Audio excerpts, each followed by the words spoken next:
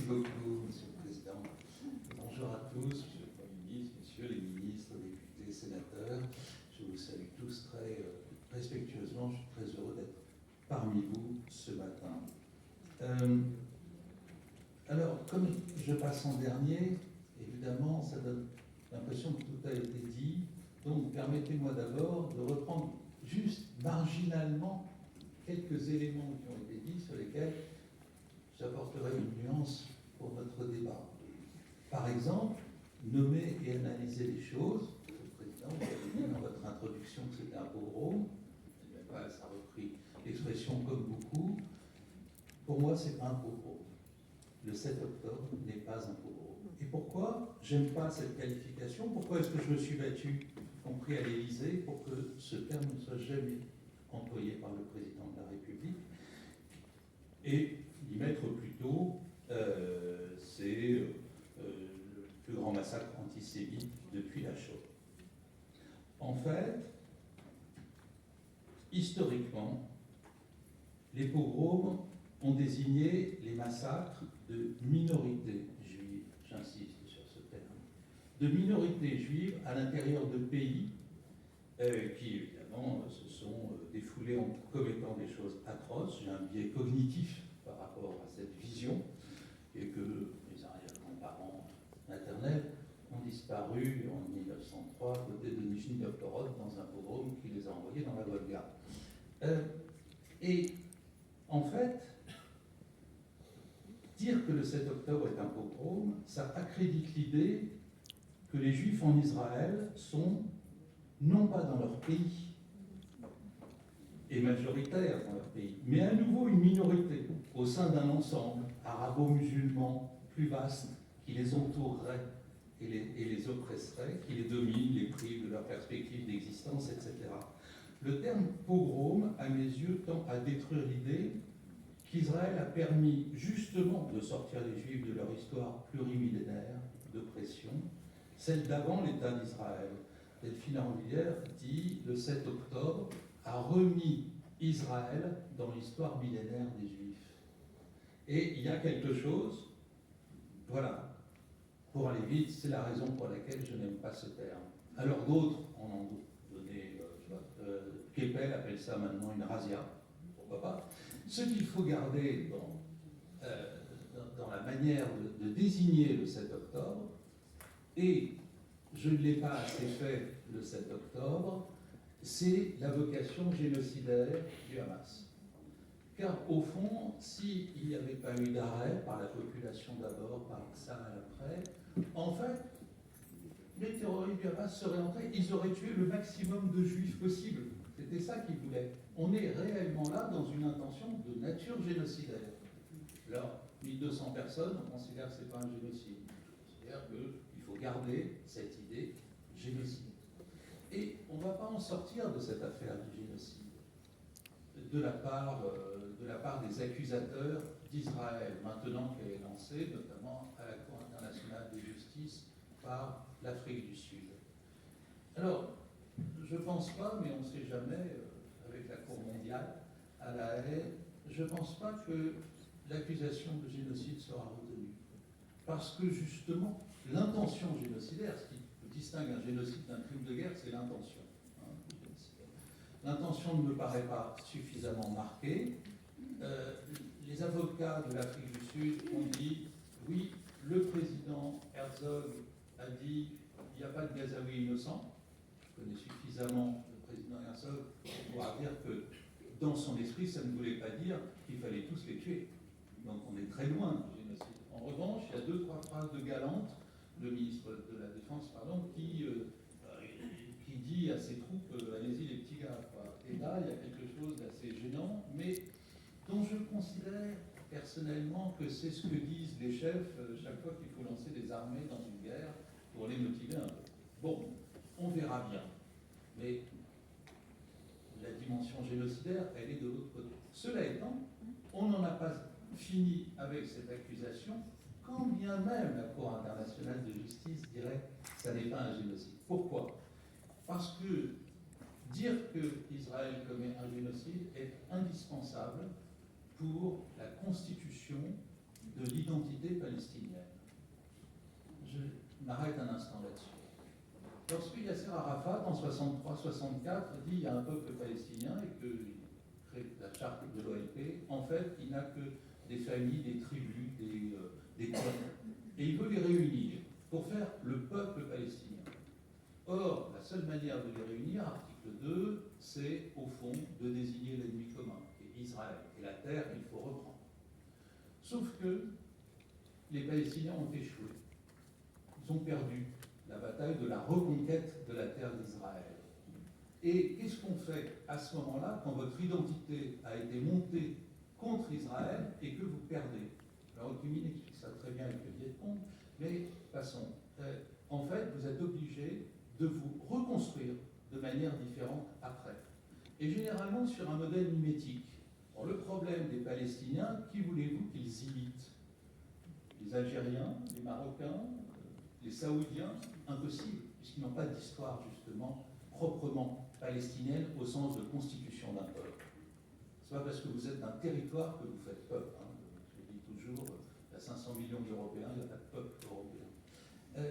Et donc, lentement, vous allez avoir un narratif de la construction identitaire sur le seul modèle mimétique qui fonctionne, qui est celui des Juifs. Donc, il faudra que, éternellement, il y ait des Palestiniens qui se considèrent eux-mêmes ou qui aient un narratif de réfugiés. Parce que les Juifs sont réfugiés dans le deuxième issue, surtout dans les années 30, quand ils arrivent, parce qu'ils fuient l'Allemagne, la Russie, d'autres choses. Bon. Il faudra toujours qu'ils soient opprimés. Parce qu'il faut rappeler l'histoire des Juifs. L'idéal serait d'avoir un ghetto. Et ben, c'est formidable parce que Gaza, parfois on disait pour le Café du Commerce, c'est une prison à ciel ouvert. En arabe, il le désigne comme le ghetto. Et parfois même comme le ghetto de Varsovie. Et alors il fallait parachever ça. Et là, en fait, pour parachever, il fallait le récit d'un génocide. Donc ne vous y trompez pas, vous n'allez pas écoper d'un récit du génocide tant qu'il n'y aura pas eu un État palestinien reconnu aux Nations Unies complètement. Pardon ? Oui, c'est le malheur. Le malheur, c'est ça, absolument. Voilà, il faut montrer. Oui, avec la répression, la colonisation, oui, toujours comparer les malheurs et la victimisation. Donc, on en est là. Certains pays sont tombés dans le piège. La Suède, mais aussi récemment l'Espagne et l'Irlande. Très intéressant, hein, il faut travailler là-dessus. Ce sont des pays, grandes traditions catholiques, qui ont eu à chaque fois du terrorisme séparatiste. L'IRA d'un côté, le théâtre de l'autre, etc. Bon, on va pas rentrer là-dedans. Mais tout ça, donc, vous amène lentement à la tentative désespérée, je dirais, de créer une identité palestinienne sur le modèle des Juifs, parce que les Juifs, eux, ont réussi, grâce à leur identité, à avoir, et à leur histoire, à avoir un pays. Donc, ça va continuer. Première chose, donc, j'aime pas le pogrom, j'aime évidemment pas le génocide, parce que ça n'en est pas un, mais je vois bien en quoi ça sert d'avoir le narratif d'un génocide. Le troisième élément, c'est que, évidemment, ça doit se faire sur la dévalorisation de l'histoire juive et de la légitimité d'Israël, par une espèce de système de vase communicant. Et donc, à partir du désastre de Gaza, vous avez une vulgate antisémite sur l'exemplarité d'Israël. Vous voyez bien qu'Israël n'est pas la lumière des nations que le pays prétend être, ni Tsahal, l'armée la plus morale du monde, etc. Et puis vous avez un second point sur la légitimité même d'Israël. Un pays né d'un génocide peut-il garder sa légitimité s'il est capable d'en commettre un à son tour? C'est comme ça que la bascule fonctionne. La bascule, si jamais elle continuait parce que l'Occident n'y prendrait pas garde, pas seulement Israël, mais l'Occident, elle pourrait vous mener à très long terme, 50 ans, 100 ans, à ce que les Palestiniens se revendiquent comme le peuple élu à leur tour, parce qu'ils étaient là sur cette terre et qu'ils reçoivent dans leur propre histoire quelque chose de comparable. Et je suis sûr que vous aurez à l'avenir, si la Palestine devient un vrai État au sens des Nations Unies, quelque chose de cet ordre-là.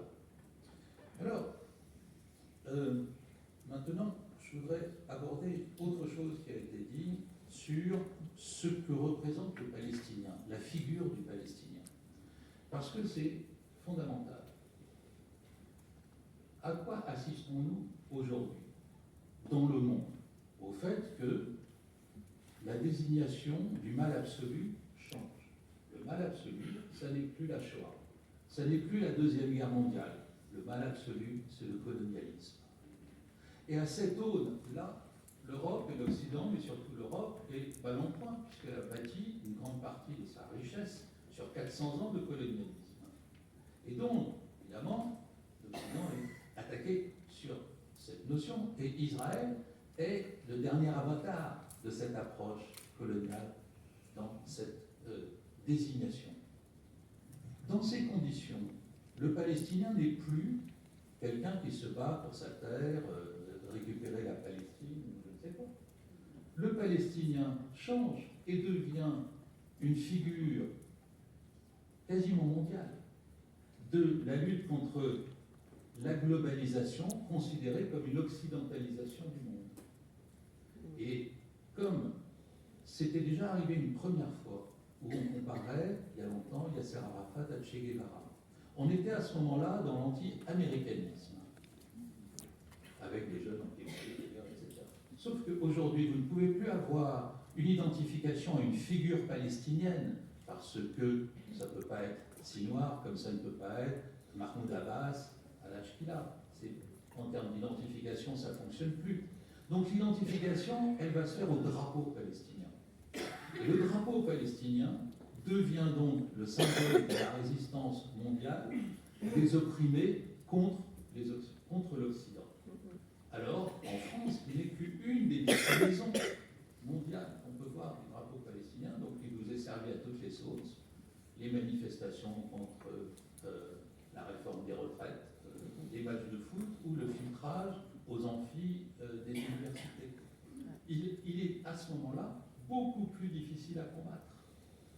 Et c'est pour ça que, à partir du moment où l'extrême gauche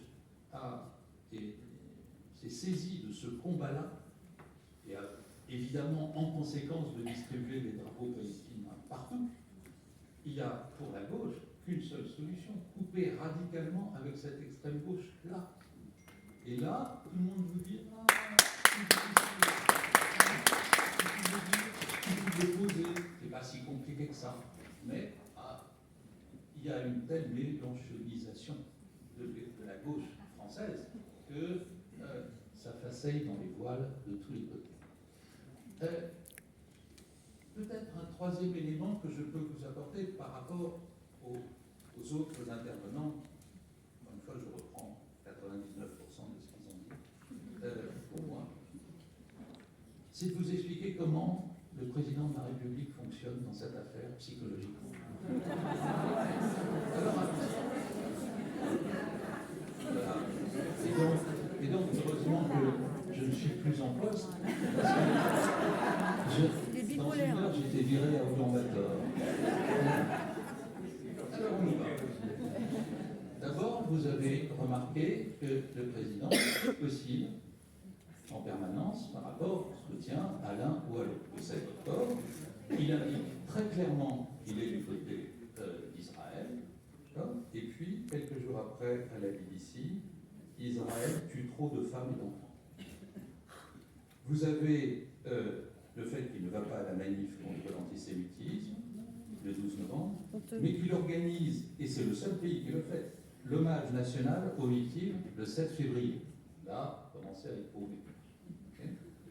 Je passe l'épisode avec Raïm Corsia à l'Élysée. Le 15 avril, donc on est mi-avril, la France est militairement et sans aucune ambiguïté et immédiatement sans hésitation dans cette espèce de pré-coalition militaire contre l'attaque iranienne, avec les Américains, les Anglais, enfin les Britanniques, pardon, la Jordanie, etc. Et puis le 15 juin, c'est-à-dire exactement 2 mois après, Israël est interdit du salon Eurosatory. Alors là, ça vacille partout. Où est-ce qu'il va, quoi? Et en fait, la ligne, il y a 2 lignes. La première, c'est que le président, il est un peu comme Biden. il n'aime pas, non, il déteste Netanyahou. Il n'aime pas Israël quand Israël attaque, mais il est du côté d'Israël quand Israël est attaqué. C'est une ligne constante. Sauf que, évidemment, pour se défendre, Netanyahou est obligé d'attaquer aussi, d'où l'ambiguïté permanente, hein, bien sûr, derrière ça. Et il prône une cohérence différente de Netanyahou, d'où l'affrontement, je dirais, récent sur l'affaire de l'embargo sur les armes. Pour lui, il décrit sa cohérence comme étant, si on prône le cessez-le-feu, la cohérence, c'est qu'il y a un embargo sur les armes, qui est une approche de nature humaniste, alors que l'approche américaine est une approche de nature géopolitique. Notre ennemi commun, l'ennemi absolu, c'est l'islamisme radical, djihadiste et violent. En conséquence, la cohérence, c'est d'aider Israël à lutter contre ça, y compris en lui fournissant des armes. Vous voyez donc qu'il y a un problème dans la manière d'aborder le conflit. Deux conséquences. La première est assez lourde, c'est que le président donne l'impression de ne pas jouer le rôle du chef dans un conflit de nature civilisationnelle. C'est-à-dire, le chef, c'est quoi? C'est celui qui désigne l'ennemi. Pardon de devoir citer Carl Schmitt, il n'y a pas plus philosophe facho dans cette enceinte, mais ce que dit Carl Schmitt, c'est juste ça. La prérogative du chef, c'est de savoir désigner l'ennemi. Le problème du président, c'est qu'il n'arrive pas à désigner l'ennemi. Parfois, c'est Israël. Alors, Israël, vous êtes le bourreau, et puis parfois, Israël, vous êtes la victime, et puis la figure inverse, aux Palestiniens. Parfois, vous êtes les bourreaux, parfois, vous êtes la victime. Ce ne serait pas gênant en soi, sauf que son envie personnelle, c'est d'être l'arbitre de ça. C'est-à-dire, or, le problème du sauveur, hein, en analyse, c'est qu'il ne peut être le sauveur entre le bourreau et la victime que s'il sait désigner le bourreau et la victime. Quand il ne sait pas désigner le bourreau et la victime, il ne peut pas être le sauveur. Il ne peut même pas être un intermédiaire entre les deux. Et c'est quelque chose qui est considérable. Et pourquoi est-ce qu'il fait ça? À cause d'un problème. Là aussi, on va rentrer un peu dans la psychologie. Le président, son souhait, c'est d'être aimé par tout le monde. C'est un incroyable séducteur. Et il est séducteur, et je peux vous dire, il est très séduisant dans sa manière d'être avec les gens. Mais le problème, c'est l'oubli d'une grande leçon du prince de Machiavel. Chapitre 6. Le prince n'est pas là pour être aimé, le prince est là pour être craint. Et le problème du président de la République aujourd'hui, c'est qu'à cause de ces atermoiements, plus personne ne le craint, ni en national, ni à l'international. Et c'est pour ça qu'on n'est plus entendu nulle part.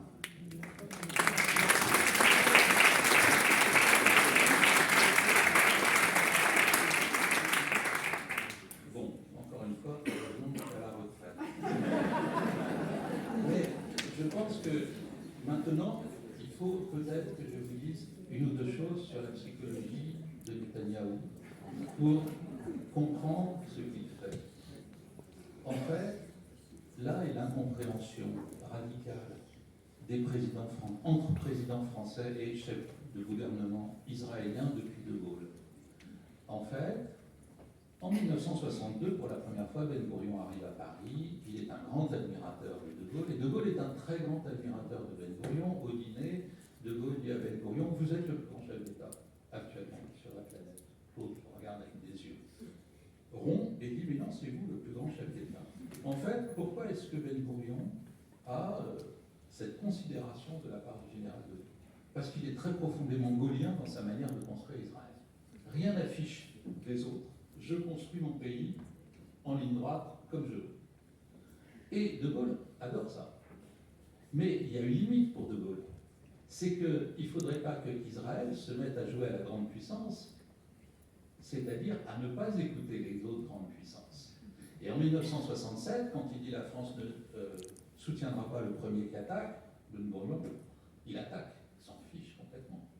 Et là, le grand malaise arrive. C'est que, en fait, les présidents français ne supportent pas l'idée qu'Israël ne les écoute pas dans aucune injonction en matière de sécurité. Pourquoi est-ce qu'ils ne les écoutent pas? À cause toujours du fait que vous êtes bien gentils, mais en 42, 43, 44, vous avez lâché. Alors, messieurs, foutez-nous la paix pour notre propre sécurité. Nous ferons ce que nous voudrons. Et en fait, tous les chefs d'État français butent là-dessus et sont toujours dépités de voir que les Israéliens ne suivent aucune de leurs injonctions. Y compris d'ailleurs, comme Netanyahou est le plus incroyable animal politique que j'ai rencontré après François Mitterrand, Netanyahou les balade des Occidentaux et les Américains et les Français et tous les Occidentaux. Parce que leur fait croire qu'ils négocient. Mais en fait, ils négocient rien. Et dans l'affaire du cessez-le-feu de 3 semaines et tout, qui était presque prêt entre Français et Américains, il leur a fait croire que, ah bah oui, c'est intéressant, continuer de négocier, etc., etc. Et derrière, sorry, on va aller attaquer la Hezbollah, c'est le bon moment pour le faire. Parce que, évidemment, il est malin. Il sait bien qu'aucun des deux candidats américains à la présidentielle du 5 novembre ne va s'opposer à lui. Le candidat qui critique Israël avant le 5 novembre perd l'élection. C'est aussi simple que ça. Donc, il a une marge de manœuvre considérable. Et il va en jouer pour attaquer la Hezbollah à ce moment-là. Netanyahou, il a... on peut appeler ça un défaut. Enfin, j'en sais rien si c'est une qualité ou un défaut. Il a une vision politique de son pays, de l'entourage de son pays, mais il n'a pas de solution politique. Car Netanyahou n'est pas intéressé par une solution politique au conflit, ce que les Occidentaux n'arrivent pas à comprendre, là aussi. En fait, pour voir ça, pour le sentir, rappelez-vous de Shimon Peres, qui disait Israël ne sera jamais en sécurité tant qu'il n'y aura pas la paix avec les Palestiniens. Et par un tour de passe-passe idéologique, Netanyahou a retourné cette phrase. En fait, Israël ne sera jamais en paix tant que sa sécurité ne sera pas totalement assurée. Et comme il est totalement impossible d'assurer une sécurité complète d'Israël sans la paix chez les Palestiniens, vous voyez que le serpent se mord la queue en permanence. Et que fondamentalement, ça ne gêne pas Netanyahou de vivre ad vitam aeternam en tension, en conflit avec les Palestiniens. Et donc, il ne faut pas attendre de lui qu'il fasse la paix. Ça ne marchera pas. Et d'autant plus que son complice là-dedans, qui est Mahmoud Abbas, n'en veut pas non plus. Mahmoud Abbas, je les ai vus. Et Netanyahou, c'est les deux meilleurs ennemis du monde. Ils savent exactement comment réagit l'autre. Ils n'ont besoin de rien pour continuer la tension. Ils veulent une tension moindre, mais pas la paix. Enfin, dernier point, et je termine, sur la géopolitique locale. Ne pensez jamais que les pays arabes du pourtour méditerranéen, pays sunnites, Algérie, Maroc, ont envie que le conflit s'arrête. Non. C'est exactement le contraire. D'ailleurs, ils n'ont jamais rien fait pour les Palestiniens eux-mêmes, mais ils se sont beaucoup intéressés au conflit israélo-palestinien. Mais contrairement à ce qu'on pense, pas pour qu'ils s'arrêtent, mais pour qu'ils continuent. Ah bah, pourquoi? Ça demande quand même un peu d'explication. D'abord parce que la cause palestinienne, c'est ce qui marche le mieux en politique intérieure dans ces pays, à chaque fois qu'il y a un problème avec la population. Ah, on vous sort la cause palestinienne, tout le monde repart dans le soutien au chef de l'État. Et c'est un truc pour tous les pays. Hassan II, le père de M6, actuellement, du Maroc, disait très bien, vous trouverez ça sur YouTube, la cause palestinienne est l'aphrodisiaque des nations arabes. Il y a là quelque chose qui relève donc d'un moteur politique intérieur. Et si vous avez la paix, donc la fin du conflit, ce moteur-là ne fonctionne plus. Le deuxième moteur, c'est que ces pays, au niveau des gouvernements, ne s'aiment pas beaucoup. Pensez, alors je ne parle pas des peuples, il y a une arabité qui fait que tout le monde est pour les Palestiniens, etc. Mais au niveau des gouvernements, pensez Israël, l'Algérie et le Maroc. Ça ne va pas. évidemment. Pensez la Libye et l'Égypte. Ça n'aime pas, évidemment. Donc, à la Ligue arabe, et à la dernière réunion de la Ligue arabe, incapacité de se mettre d'accord sur aucune résolution en faveur de la fin du conflit. Une seule résolution contre Israël. Et si vous leur enlevez ça, eh bien, ils ont un problème, je dirais, d'identité collective. Il y a eu 10 ans maintenant, dans les couloirs des Nations Unies à New York, m'exprimant dans le sens, disant, mais c'est quand même, tout ça se fait sur le dos des Palestiniens, à qui, quelque part, vous refusez un État. C'est vous qui refusez, dans les 7 tentatives qu'il y a eu, c'est vous qui avez refusé et qui avez privé les Palestiniens d'un État. Et l'Algérien en question me dit, les Palestiniens sont les idiots utiles de la cohésion du monde arabe. Vous voyez la perversité du truc. Mais ça se comprend très bien. Donc là encore, enlever le conflit, ils n'ont plus rien à se dire entre eux. Troisième élément, ça relève, c'est plus psychologique. Ça relève de ce qu'on appelle la dimitude, c'est-à-dire que dans l'Empire ottoman, vous savez, tous les non-musulmans avaient un statut d'immigrés, les chrétiens, les juifs. C'est resté dans l'idée qu'au fond, le non-musulman, il ne peut pas faire aussi bien que le musulman en terre d'islam. Dans Dar al-Islam, l'idée même que les Israéliens fassent mieux que les pays arabes, parce qu'ils sont mieux pour l'économie, pour la défense, pour la gouvernance, pour tout ce que vous voulez. C'est très compliqué à admettre. Vous auriez d'ailleurs ça en France probablement si des pays d'Afrique se mettaient à faire mieux que nous, des anciens pays colonisés. Imaginez un instant ce que ça pourrait donner dans la psychologie française.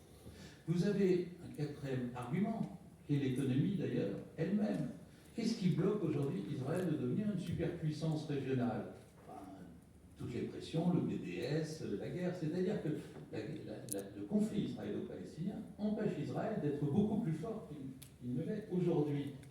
Et là aussi, mon homologue égyptien me disait à Tel Aviv, on n'a aucun intérêt à ce que le conflit s'arrête. Israël va devenir une vraie superpuissance. Il aura un boulevard pour aller avec l'Europe, les États-Unis, la Chine, où il veut. Et nous, on va rester comme de bons flancs.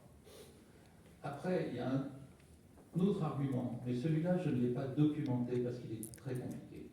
Je pense que dans une espèce d'inconscient collectif, beaucoup de pays arabes n'ont pas envie que les Palestiniens aient Jérusalem-Est, donc la mosquée, à Al-Aqsa. Pourquoi est-ce que ces gens qui n'ont jamais rien fait pour rien et qui sont, à chaque fois où ils passent quelque part, ils fichent une pagaille monumentale qui fait qu'ils sont obligés d'être rechassés après, pourquoi est-ce qu'ils auraient la mosquée à Al-Aqsa? Alors, ce serait long, je n'ai pas documenté complètement ça, mais ça a à voir avec le rôle qu'aura l'Arabie Saoudite après la guerre dans la reconstruction. C'est un autre sujet. Tout ça pour dire que aujourd'hui, si vous voulez travailler sur la paix entre Israël et les Palestiniens, vous êtes obligé de passer par des stratégies indirectes pour aller parler en fait aux pays arabes. Car ce sont eux fondamentalement qui ont empêché, par exemple, Arafat en 2000 d'accepter le plan Barak, alors qu'il récupérait 97% du territoire. Oui, mais il fallait à ce moment-là admettre l'existence d'Israël. Et ça, pour eux, c'est pas possible. Donc qu'est-ce qu'on peut faire? Le président m'avait demandé qu'est-ce que vous mettez en face de la reconnaissance par la France de l'État de Palestine.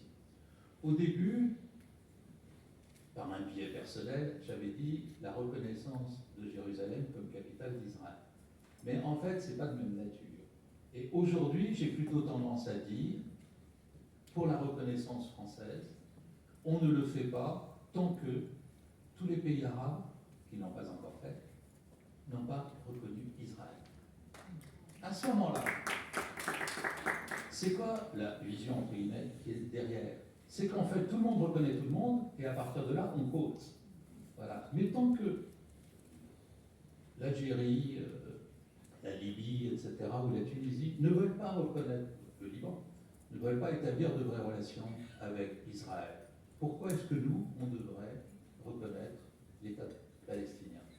Parce qu'en fait, derrière, il y a évidemment toujours la même chose. Il y a ceux qui considèrent, Palestiniens et Arabes, que reconnaître la Palestine, donc Cisjordanie, Gaza, Jérusalem-Est, c'est bien pour des Palestiniens qui ont envie de vivre à côté d'Israël et de faire la paix avec eux. Il y en a plein, j'en connais plein, c'est pas le sujet. Mais une partie des Palestiniens et des Arabes ne voit cette reconnaissance de la Palestine que comme une première étape pour reconquérir l'entièreté de la Palestine mandataire et donc faire disparaître Israël. Tant que je ne suis pas sûr que ceux-là sont hors jeu, par exemple en les obligeant à reconnaître Israël, à ce moment-là, je ne suis pas pour la reconnaissance de la Palestine. C'est compliqué en ce moment de prôner ça auprès de nos autorités, comme on dit. Voilà, je pourrais vous parler de plein d'autres choses sur la relation bilatérale, mais après, on va être trop long et j'ai toujours préféré le débat à la conférence. Donc,